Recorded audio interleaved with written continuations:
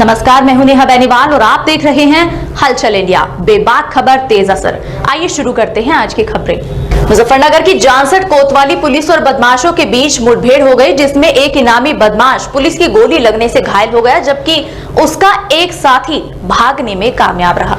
उत्तर प्रदेश के मुजफ्फरनगर जनपद पुलिस को उस वक्त बड़ी सफलता हाथ लगी जब मुखबिर की खास सूचना पर पुलिस ने मुठभेड़ के दौरान 12 सालों से फरार एक इनामी बदमाश को लंगड़ा कर गिरफ्तार कर लिया। दरअसल मामला मुजफ्फरनगर जनपद की जानसठ कोतवाली क्षेत्र की बलवा चौकी का है, जहां रविवार की देर रात पुलिस ने मुखबिर की सटीक सूचना पर बाइक सवार एक बदमाश को जब रुकने का इशारा किया तो खुद को घिरता हुआ देख बदमाश ने पुलिस पार्टी पर फायरिंग करना शुरू कर दिया और भागने का प्रयास करने लगा, जिस पर पुलिस ने जब जवाबी फायरिंग की तो उसमें एक बदमाश घायल हो गया, जिसे पुलिस ने उपचार के लिए जहां अस्पताल में भर्ती कराया तो वहीं पकड़े गए बदमाश ने अपना नाम शकील उर्फ पहलवान निवासी शाहपुर मुजफ्फरनगर बताया। आला अधिकारी की माने तो गिरफ्त में आया बदमाश बड़ा ही शातिर किस्म का बदमाश है, जो कि अंतर्राज्यीय गिरोह का सदस्य भी है। घायल बदमाश शकील जानसठ कोतवाली से एक डकैती के मामले में सन 2009 से फरार चल रहा था, जिस पर डीआईजी सहारनपुर के द्वारा 5000 रुपए का इनाम घोषित भी किया गया था। तो वहीं इस वांछित बदमाश पर उत्तराखंड पुलिस ने भी सन 2004 में 10,000 रुपए का इनाम घोषित किया था। शातिर बदमाश शकील पर दिल्ली, उत्तराखंड और उत्तर प्रदेश के विभिन्न जनपदों में लूट डकैती जैसे लगभग आधा दर्जन से अधिक आपराधिक मुकदमे दर्ज हैं। बहरहाल इसके पास से पुलिस ने तमंचा, कारतूस और एक संदिग्ध मोटरसाइकिल भी बरामद की है। तो वहीं पुलिस ने पूछताछ के बाद शातिर बदमाश को जेल भेज दिया। मुजफ्फरनगर जनपद के मीरापुर थाना क्षेत्र में बच्चों के बीच मारपीट हो गई, जिसमें एक 5 वर्षीय बच्चा गंभीर रूप से घायल हो गया। मुजफ्फरनगर के मीरापुर थाना क्षेत्र के मोहल्ला मुश्तरक में बच्चों के खेल में आपस में मारपीट हो गई, जिसमें एक बच्चा गंभीर रूप से घायल हो गया। दरअसल मामला मुजफ्फरनगर जनपद के मीरापुर थाना क्षेत्र के मोहल्ला मुश्तरक का है, जहां बच्चे आपस में खेल रहे थे कि खेलते ही खेलते बच्चों में विवाद हो गया और एक बच्चे ने दूसरे बच्चे के सर में ईंट मारकर उसे घायल कर दिया। इसके बाद बच्चे के पिता इनाम ने थाने में तहरीर देकर बताया कि उसका 5 वर्षीय बेटा सुभान बाहर खेल रहा था, तभी पड़ोस के ही जुनैद पुत्र शराफत ने उसके बच्चे के सर में ईंट मारकर उसे घायल कर दिया, जिससे वह लहूलुहान हो गया। वहीं मामले की सूचना किसी तरह घर पर पहुंची तो मौके पर वह पहुंचे और उसे उपचार के लिए प्राइवेट अस्पताल में भर्ती कराया। पीड़ित ने इंसाफ की गुहार लगाई है। इंटी मारी, बच्चे बता रहे हैं इंटी मारी। किसने मारी? शराफत के लौंडे ने, जुनैद ने। अच्छा, आपने थाने में तहरीर दी है? हाँ दे दी, अभी तहरीर तो देनी, अभी मैंने तीनों ने लिख के दिया, मुझे पर्चा लिख के दिया। मुजफ्फरनगर जनपद के मीरापुर स्थित प्राथमिक विद्यालय से स्कूली बच्चों ने मतदाता जागरूकता रैली निकालकर लोगों को मतदान और वोट बनवाने के लिए जागरूक किया। मुजफ्फरनगर के मीरापुर क्षेत्र के प्राथमिक विद्यालय में स्कूली बच्चों ने मतदाता जागरूकता रैली निकालकर लोगों को वोट बनवाने और मतदान करने के लिए जागरूक किया। प्रधानाचार्य मोहम्मद आरिफ और डॉक्टर ताहिर कमर ने बताया कि सोमवार को कस्बे के प्राथमिक विद्यालय के छात्र छात्राओं ने मतदाता जागरूकता अभियान के तहत मतदाता जागरूकता रैली निकाली। रैली स्कूल के प्रांगण से शुरू होकर मेन बाजार, सनाई गेट, पड़ाव चौक, कमलियान, थावरमाली मस्जिद, कोटला दरबार होते हुए पुनः स्कूल पर आकर संपन्न हुई। इस दौरान बच्चे ने हाथों में मतदाता जागरूकता से संबंधित प्ले कार्ड और स्लोगनों के माध्यम से नारे लगाते हुए मतदाता को वोट बनवाने और मतदान करने के लिए जागरूक किया।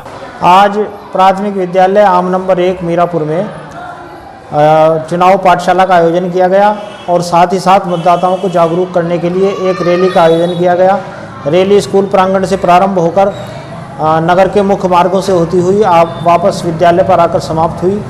छोटे छोटे बच्चे जो तख्ती लिए हुए थे उन पर लिखा हुआ था कि अब की बार अपना वोट हर हाल में हमें डालना है और अपने मत को ख़राब नहीं करना है। साथ ही साथ जिन मतदाताओं की आयु 18 वर्ष या उससे अधिक हो चुकी है उनको जागरूक किया गया कि वो अपना मत अवश्य बनवाएं।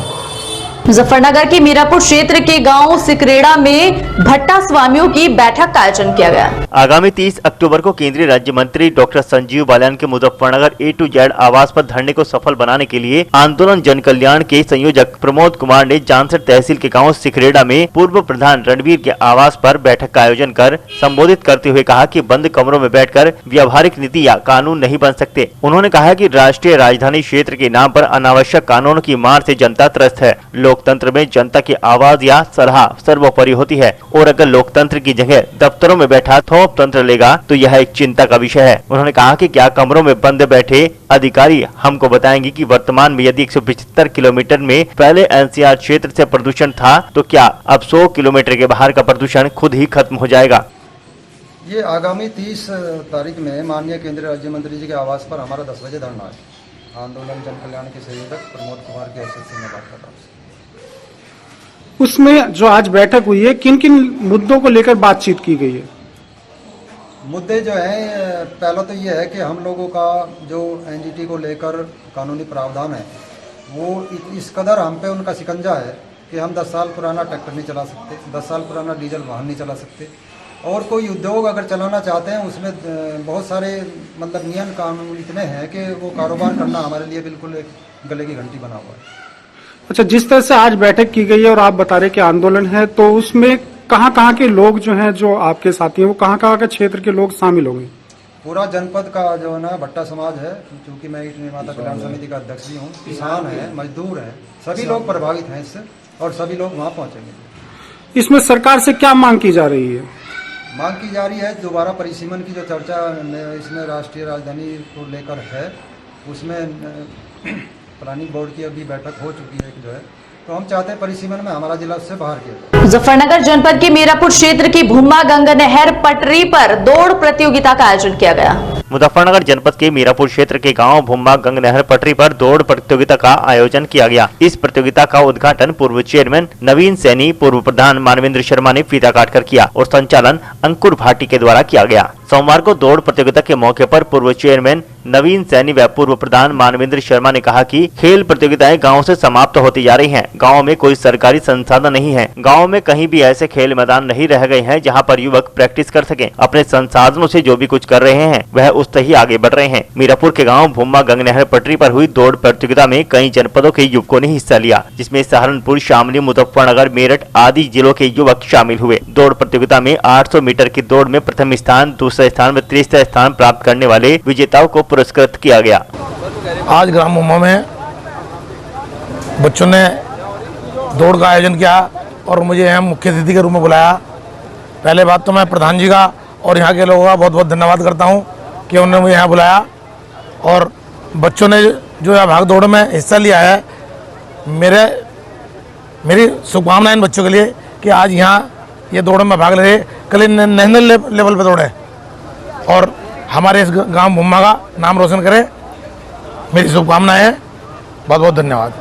और फिलहाल वक्त हो चला है फटाफट खबरों का। समाजवादी पार्टी के पूर्व जिला अध्यक्ष बच्ची सैनी ने भाजपा सरकार पर हर क्षेत्र में फ्लॉप होने का आरोप लगाते हुए कहा कि सरकार हर मोर्चे पर विफल रही है। महंगाई, भ्रष्टाचार रोकने में नाकाम रही भाजपा सरकार, इस बार उखाड़ फेंकने का आह्वान किया गया। सोमवार को जानसठ के गांव तिसंग, अहरोड़ा व नया गांव में बैठक कर कार्यकर्ताओं को संबोधित करते हुए श्यामलाल बच्ची सैनी ने कहा कि प्रदेश में सरकार के खिलाफ जबरदस्त माहौल बना हुआ है और जनता बदलाव चाहती है। किसानों की तो सरकार ने कमर ही तोड़कर रख दी है। खतौली विधानसभा से समाजवादी पार्टी के टिकट पर चुनाव लड़ चुके श्यामलाल बच्ची सैनी इस बार भी समाजवादी पार्टी से खतौली विधानसभा क्षेत्र से दावेदार हैं। उन्होंने लोगों को संबोधित करते हुए कहा कि समाजवादी पार्टी की पिछली सरकार ने प्रदेश को सुरक्षा मुहैया कराई थी और सैकड़ों नौजवानों को रोजगार दिया था, प्रदेश को विकास के रास्ते पर आगे बढ़ाया और महिलाओं के साथ साथ सभी वर्गों को सुरक्षा प्रदान की। लाल बच्ची सैनी, पूर्व जिला अध्यक्ष समाजवादी पार्टी मुजफ्फरनगर से, पूर्व प्रत्याशी विधानसभा खतौली से।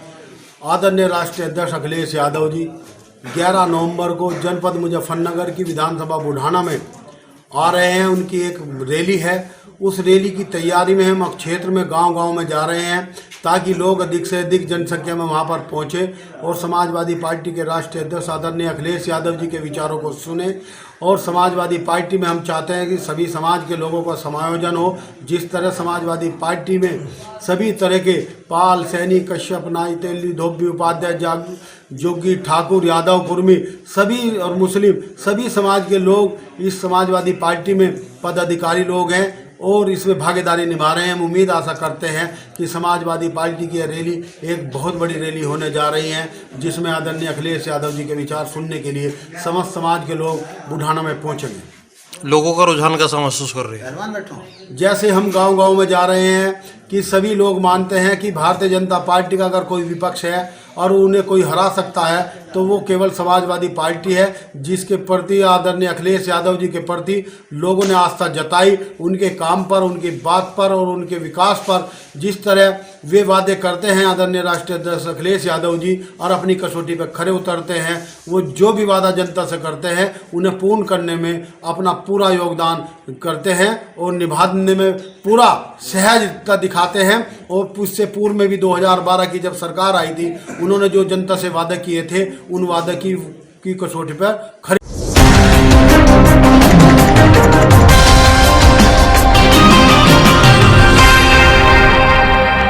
मुजफ्फरनगर जनपद के जानसर सामुदायिक स्वास्थ्य केंद्र में विवेकानंद नेत्र चिकित्सालय देहरादून के सौजन्य से निःशुल्क नेत्र चिकित्सा शिविर का आयोजन किया गया, जिसमें भारी संख्या में पहुंचे मरीजों ने अपनी आंखों की निःशुल्क जांच कराई। इस अवसर पर ज्यादा परेशानी होने वाले मोतियाबिंद के मरीजों की सूची बनाकर उन्हें मुफ्त ऑपरेशन के लिए चयनित किया गया। आपको बता दें कि मुजफ्फरनगर जनपद के जानसर सामुदायिक स्वास्थ्य केंद्र पर निःशुल्क नेत्र चिकित्सा शिविर का आयोजन किया गया, जिसमें विवेकानंद नेत्र चिकित्सालय देहरादून के सौजन्य से कैंप का आयोजन किया गया। इस दौरान पहुंचे मरीजों की आंखों की निःशुल्क जांच करते हुए उन्हें दवाइयां उपलब्ध कराई गई। साथ ही साथ मोतियाबिंद के ऑपरेशन के लिए चयनित किए गए मरीजों को सूची बनाकर हॉस्पिटल भिजवाया गया।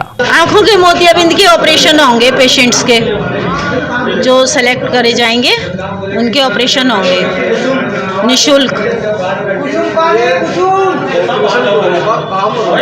देहरादून विवेकानंद नेत्रालय।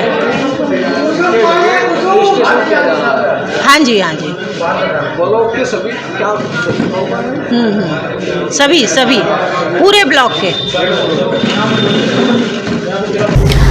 और आज के इस बुलेटिन में फिलहाल इतना ही। कल फिर हाजिर होंगे कुछ और नई खबरों के साथ। तब तक के लिए नमस्कार।